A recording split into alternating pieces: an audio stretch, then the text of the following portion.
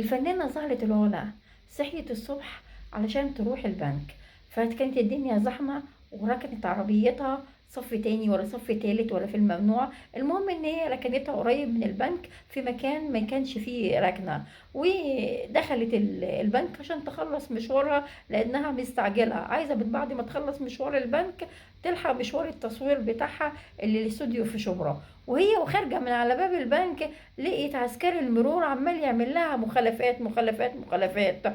فهي بقى مش عايزه تتناقش معاه ومش عايزه تقول له ايه المخالفات، كان زمان اسعارها ملاليم المخالفات.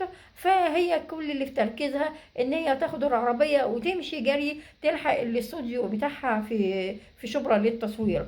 وهي وماشيه في الطريق حست ان العربيه متغيره، هي نفس اللون ونفس الشكل بس متغيرة.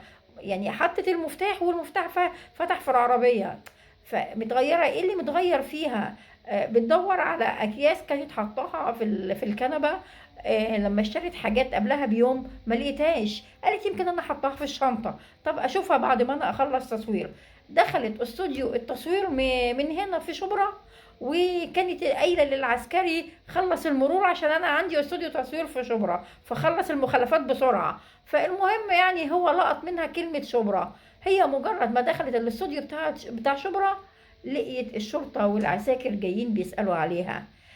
كان في عربيه قدام البنك قبل عربيتك مفتوحة، وانتي مجرد ما انتي دخلتي نفس الماركة ونفس اللون ونفس الشكل، فانتي فتحتي مفتاح الكونتاكت وفتح ومشي، لكن هي مش عربيتك، هي عربية حد تاني، واحنا كنا بنعمل المخالفات لحد تاني. انتي عربيتك كانت بعديها بصف ما كانش في المخالفات خالص، وانا لما شفتك وعرفت انك انتي رايحة البنك انا ما عملتلكيش ولا مخالفة، وانتي جيتي دخلتي فيا شمال وعماله تتكلمي.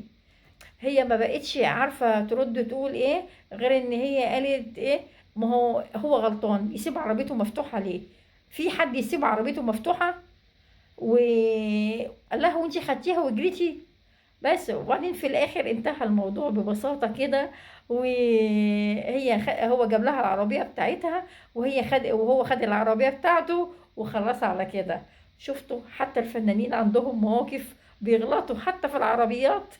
وزمان كان مفتاح العربية بنفس الماركة بيفتح على العربية دي اوتوماتيك. يا دلوقتي احنا عندنا لأ، في مفتاح بالبصمة ومفتاح مش عارفة بايه وبالريموت كنترول ومش عارفة شكله ايه عشان نحافظ على عربياتنا، وفي مفتاح للانتظار، وفي سايس بيخلي باله من العربية، وفي ناس يقولوا لا دي لون العربية بيبقى مختلف على حسب الشكل وعلى حسب اللون. وبعدين ناس تانية تقول لا بتبقى انا بعرف عربيتي برقمها. يعني هي دلوقتي حتى الرقم العربية ما خدتش بالها منه، طلعت تجري على طول. يا سلام. انتظرونا في حلقات تانية كتيرة ومواقف تانية كتيرة مع كواليس الفنانين، وانتظرونا دايما على قناة السلام نيوز. معكم هناء عبد الله.